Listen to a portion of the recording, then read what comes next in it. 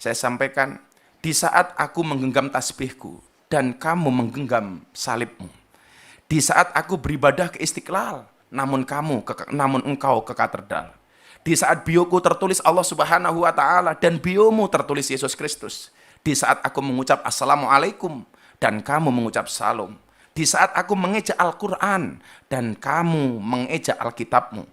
Kita berbeda saat memanggil nama Tuhan. Tentang aku yang menengadakan tangan dan kau yang melipatkan tangan saat berdoa. Aku, kamu, kita. Bukan Istiqlal dan katedral yang ditakdirkan berdiri berhadapan dengan perbedaan namun tetap harmonis. Andai saja mereka memiliki nyawa, apa tidak mungkin mereka saling mencintai dan menghormati antara satu dan yang lainnya. Terima kasih. Salam. Assalamualaikum. Apa hukumnya orang Islam masuk ke dalam gereja disebabkan karena pekerjaan, misal pengasuh anak untuk non-muslim? Subhanallah jamaah ya. Inilah kehidupan. Angin bertiup tidak sesuai dengan keinginan nelayan. Tapi apa daya seorang hamba? Maka dia menerima takdir ilahi. Tapi dia tetap belajar tentang hukum-hukum Allah yang berkaitan dengan pekerjaan dia. Apabila pekerjaannya haram, maka dia harus tinggalkan. Apabila pekerjaannya abu-abu, maka dia berhati-hati. Apabila pekerjaannya halal, hendaklah dia bersyukur dan menjaganya. Berkaitan dengan hukum masuk gereja. Anda akan baca fatwa para ulama ya. Disebutkan bahwasanya para ulama berbeda pendapat tentang hukum masuk gereja. Hukum masuk gereja lah. Tanpa ada urusan orang mau masuk gereja gimana. Ada beberapa pendapat ulama. Yang pertama yang mengatakan haram masuk gereja. Ada urusan gak ada urusan. Dan ini pendapat ulama Hanafiyah, ulama Syafi'iyah yang mengatakan haram. Tapi ulama Syafi'iyah membatasi bahwasanya haram itu apabila di dalamnya ada gambar-gambar. Gambar yang digambarkan Nabi Isa alaihissalam, Yesus, Bunda Maryam, yang kita lihat biasanya gambarnya. Jadi pendapat madhab Hanafi dan Syafi'i haram secara mutlak.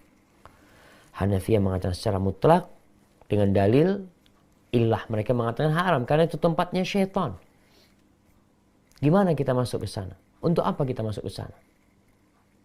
Sedangkan itu adalah tempatnya syaitan. Oke, pendapat yang kedua mengatakan makruh. Dan ini salah satu pendapat dalam madhab Hanabilah, madhab Hambali. Dan sebagian di antara mereka mengikat itu kalau ada gambar-gambarnya di dalam sana. Kalau tidak ada gambar-gambarnya, maka nggak apa-apa masuk ke sana.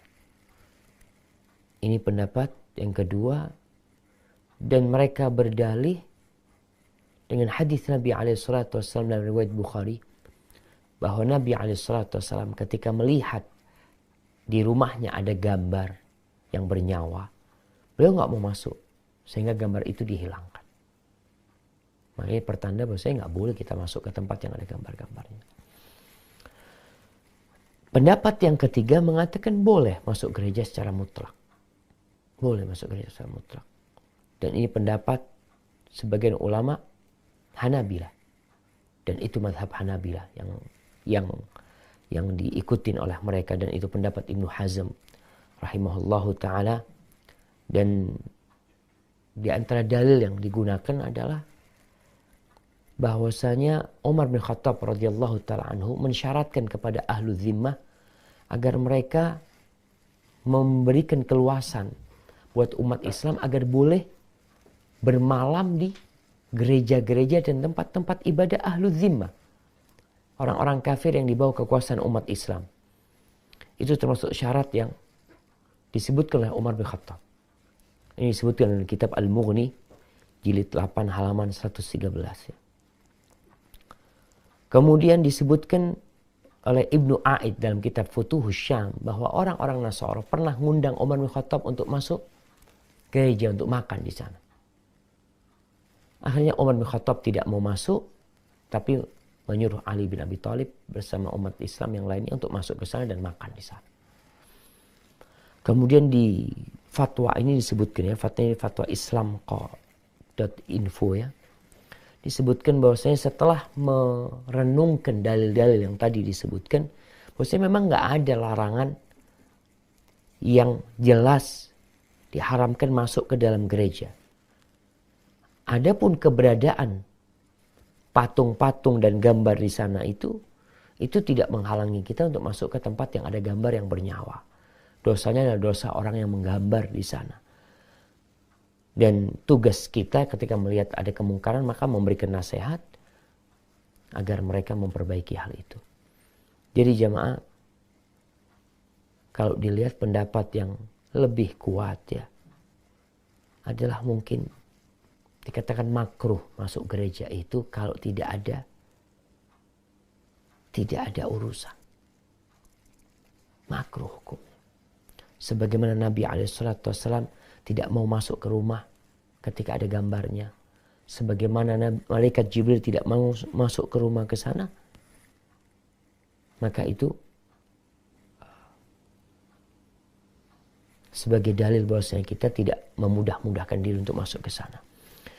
Dan di fatwa Lajnah Daimah mengatakan bahwasanya in kana dhahabuka ilal kanisa limujarrad idhari tasahul fala yajuz. Kalau masuknya engkau ke gereja hanya untuk menampakkan kita umat yang toleransi, kita umat yang baik hati, maka tidak boleh. Kalau hanya itu tujuan. Wa in kana dzalika tamhidan li da'wahum. Tapi kalau tujuannya masuk ke sana adalah untuk memulai dakwah mereka kepada Islam, untuk memulai mengajak mereka kepada Islam, dan kita tidak mengikuti mereka dalam ibadah mereka, dan kita juga tidak takut terpengaruh dengan mereka, maka di sini nggak ada masalah. Intinya kita masuk ada perlunya adalah untuk mendakwain mereka. Atau tadi perlu karena kerjaan tadi yang disebut. Walaupun itu seharusnya, ya gimana orang berada di gereja melihat orang sedang ritual ibadah dia, umpamanya di sana.